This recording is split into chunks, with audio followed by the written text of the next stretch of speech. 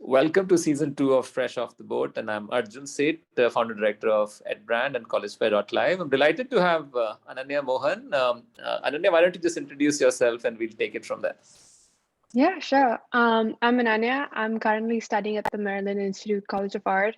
I'm in my third year and I'm majoring in graphic design with a minor in book art. Fantastic, Ananya. I know your journey. You were good at so many things in high school, but while choosing what to study in college, you had the freedom and some sort of guidance to figure out that art and design is what you want to do. How was that decision going in, and how did it pan out? It's been 3.5 years since you've been in college, so tell me more. Yeah, I mean, that seems like forever ago now thinking about it, but I remember I was pretty set on it being somewhere in the art industry or in the design industry, but I guess in high school there's always like this direction when you're applying, like which direction you want to go in. And fine arts was my background in high school, like many of us generally have. But I guess I tried to like do my research and just figure out other things which are out there. And that's when I found graphic design. And it's just something clicked and it just stuck with me ever since. And I don't remember if there was a specific thing that I can share about my journey with that, but having that fine arts background, like you just find certain things which are standing out to you. And for me, those ended up being design principles or like things that I was sort of going in a more graphic direction with rather than more, I guess, fine arts. Does that make sense? Yeah. So, for a student who has no clue what art and design school is, but is interested in art, good at art, or gets good feedback from teachers in school, how would you describe art school and how it's different from, say, high school art class? Yeah, I mean, so I personally, like I did IB, and I think in IB, the visual arts course was a very good basis for me before stepping into college because there was a lot of like critical thinking behind everything that we chose to do. There was a lot of process. And I think back in high school, like especially IB really pushed me to like figure out, okay, this is what I want to do. This is why I want to do it. And then I would go on to do it. And that whole process of reaching that execution stage is something very similar to what I've experienced in college. Like it's not something that we like every single project has either a purpose or it has some background behind it that we tend to focus on. So I think that's in that way, like it did prepare me, if that makes sense. But yeah. Great. Being in the US also requires students to do the gen ed requirements, fulfill all your writing, seminars, social sciences, other sort of courses. How was it for you? And did it really add to your art in some ways? Did you choose courses which sort of complemented your interests? Yeah, so every year, like for every semester, like we have certain requirements beyond just our major requirements. We have studio electives to fill, and on top of that, we have academic electives to fill, and those are divided in humanistic electives and art history. Um, and just the variety of classes which was available to us, like especially because I did over a year, I think, of my college online. It was like obviously studios weren't accessible, the same facilities weren't accessible, so I tried to take on a lot of academics during that time and get those sort of requirements, kind of get ahead of the game with them and just get them done. And then during that time I actually really fell in love with humanistics. So MICA also offers like a humanistic studies integrated major, so it's almost like a double major that you do. And for me, I took that on for a while because just the number of classes and the variety of classes shared so much information, and I saw the work coming out of like seniors who had that double major, and the level, like the level of depth that their work addressed and the topics that they covered had, like they really stood out to me. So I would for sure say that every single academic, like it obviously depends on what you choose, but if you frame it in a way, it can really complement your work. Fantastic. How is it like being in Baltimore, in a city which probably has museums, art studios, artists living in residence? Uh, for an arts and design student, what's the plus of being in a city versus, say, being in a small town, college town? I would say that Baltimore is more on the small college town side than a big city. But it is, especially where the campus is situated, it's like surrounded by artists, it's surrounded by like creative people, and it's almost as if like everywhere there's something or the other that you recognize or something that you look forward to or like want to know more. So I don't want to call it resources necessarily, but like there are so many people that you could go up and talk to and just learn so much of like what's possible to do. And that itself is like, it's not only helpful in your own design or like your fine arts practice, but it's also something that makes you socially engaged in the city that you're in, because you tend to get involved, you tend to just learn so much more about its history, and you just like want to be socially engaged in what's happening around you.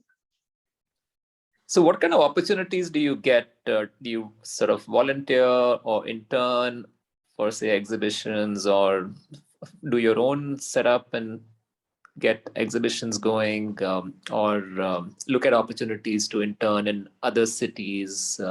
What have you done so far in the last 2, 3 years, which sort of helps you become more professionally minded? Yeah, so in terms of exhibitions, so there are like the university itself creates opportunities for you to get your work out there. So there are many like solo shows people can apply to do. There are many student organizations which do like collaborative shows together, which I did one back in start of my second year or back in freshman year. Um, in terms of internships, I would say that it's more, especially in my field, I guess, it's very much based off of like research and what you find online, and also the contacts that your professors have. And like, so most of the faculty that I have for my, like in most of my classes are like professionals in the industry. They've been there, they've worked everywhere you can think of. And it's just, those are the people with the experience that you want to go to understand what internship opportunities would be there. So right now, like I'm in the process of sort of seeking those out right now. So um I have like I had an internship last summer. It was technically remote. Like I was in the US, but the internship was back home, which I found out through social media actually, and I applied to. And yeah, COVID was just a weird time to do anything. So because it was remote, it was a different experience, but it still gave me a pretty good insight into what a collaborative working team looks like in a company, and what the design team within that looks like, and how they function and how they work. Fantastic. So, and of course, going forward into your senior year, things change a little bit. Typically, the grouse is that artists don't get trained to make a living, but you've chosen graphic design and a minor in book design. So it sort of obviously has application in industry from the get-go. But typically, do you think there is some preparation the university help students with to become more career minded, or do you think there should be more of that going forward for you?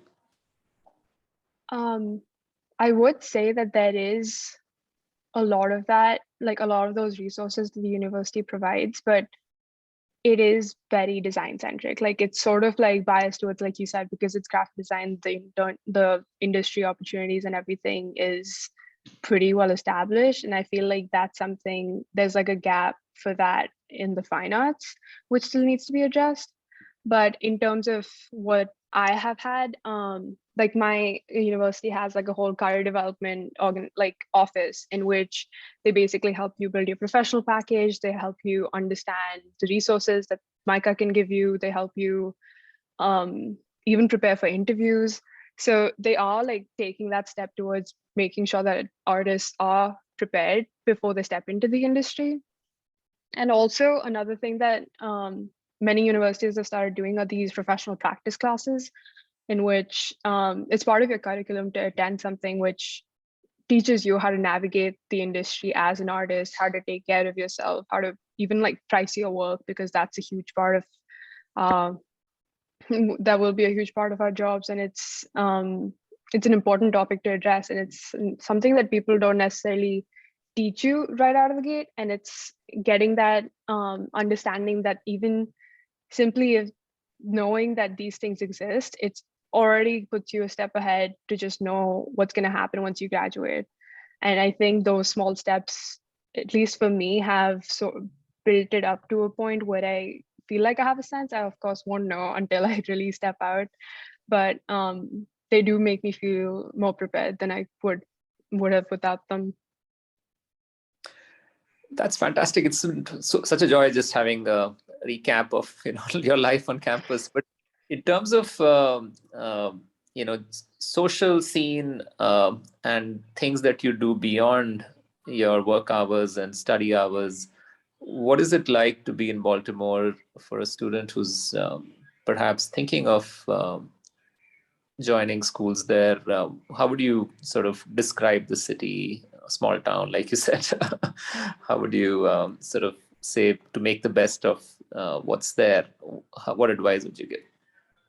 Yeah, so firstly, I would say that in freshman year, it makes sense why someone would, but I completely stayed on campus most of the time. I did not explore. I was sort of also overwhelmed by everything that the college was academically throwing at us, but also like I was overwhelmed with the whole independency that I suddenly had. But I would say that for sure, go outside of the campus and really just see the city around you, because even like 10 minutes away, like by walking, like there's coffee shops and there's like restaurants and stuff that you wouldn't have found if you had just stayed on campus, right? So that was the first mistake I did. Like back in freshman year, right when I started feeling comfortable enough to start, exploring more, that's when COVID hit, and then I went back home. But I made it a point that once I had moved back here, that I would really embrace the fact that I'm living off campus. I am really part of the city now, and it's something that calls your attention in a way that you want to just know more of what's happening around you, even if it's just finding out like different stores or like finding different practices of like MICA alumni who've been there, and you realize that they have shops in the city. Just going out and exploring those and like finding those out itself, it's like it excites you even more, and like if like inspires you, and also just gives you that small break that you need from always constantly working, which art schools make you do. Thank you so much, Ananya. It's been just fantastic having this call with you, and look forward to seeing you in India sometime. And also, please do share links to your Behance or any other sort of portfolio site. Love to share it with our audiences, and many of them are now aspiring to be artists, designers. So it'll be fun to give them a peek of what goes in when you're looking for sort of not just experiencing art school, but also putting your work out there. So look forward, and thank you again. Bye. Thank you so much.